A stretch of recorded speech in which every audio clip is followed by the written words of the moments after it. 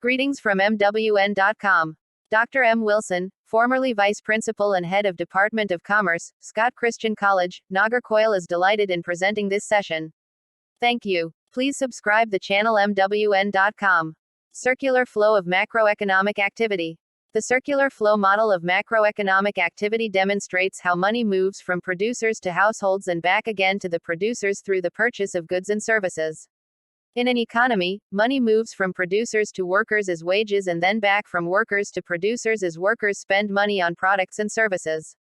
This model is an economic model that shows how money moves between producers, households, and the government in a continuous loop. It illustrates how the actions of each part of the economy affect the others. Key aspects of the circular flow model. 1. Money flow. Money moves through the economy through transactions, where it is constantly exchanged for goods and services. Money flows mean the way that money and credit circulate in the economy. The nature of money flow is that income turns into savings and investment and back again. 2. Real flow. Real flow is also known as physical flow. This refers to the flow of factor services from households to firms, and the corresponding flow of goods and services from firms. The flow of factor services from households to firms, and the flow of goods and services from firms to households, is called the real flow. The flow of factor payments from firms to households for factor services is called the money flow. Factor services from households are the services that households provide to firms, such as labor. In exchange for these services, firms pay households factor payments, such as wages, rent, interest, and profits. Real flows indicate the way that commodities and products and services are produced and consumed in the economy. 3. Foreign sector. Foreign sector represents international trade, where countries export and import goods and services from other countries. The foreign sector's main function is to carry out external activities that are outside of the domestic economy's control.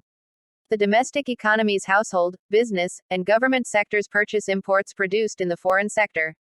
The foreign sector is the part that deals with external trade and capital flows. It can be represented as follows. 1. External trade. It involves the import and export of goods and services from foreign countries. 2. Capital flows. It involves the inward and outward flow of capital related to foreign countries. It is otherwise known as foreign direct investment from foreign countries. Like that capital may be invested in foreign countries. This investment is for production of goods and services. 3. Other flows. It involves borrowing from or lending to other countries. The foreign institutions like World Bank, International Monetary Fund are providing loans to different countries. Like that one country can lend money to other countries. 4. Five-sector model. This model consists of 5 avenues through which money travels. It includes individuals, businesses, governments, financial institutions, and foreign governments. The 3 major flows in an economy are total production, total income, and total spending. The 5-sector circular flow model is a circular flow model that consists of 5 different avenues in which money travels through from a macroeconomics perspective. The 5-sector model, also known as the circular flow of income model. It is a simplified economic model that shows how money and resources move between 5 sectors in an economy. They are stated as follows. 1. Households. It is known as the public sector representing wage earners and consumers. 2. Businesses. It is called as the production sector. It is concerned with production of goods and services. It may be represented as producers and distributors represented as micro, small, medium and large businesses.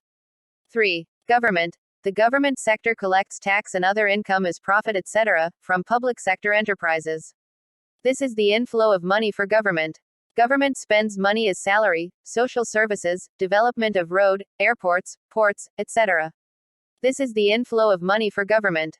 4. Financial sector. Banks and other entities that help invest funds in businesses. 5. Foreign sector. Overseas governments, economies, and markets. The concept of circulation of money is well represented in the following 2 diagrams. This diagram well explains the inflow and outflow of money in the 5 sectors, namely, households, firms, government, financial institutions, and foreign countries. This diagram well explains the inflow and outflow of money in the 5 sectors, namely, households, firms, government and financial institutions. It shows that government receives income tax from households, that is direct tax, and from firms is GST, that is indirect tax. Apart from the expenses for subsidies, it spends for infrastructure development, etc.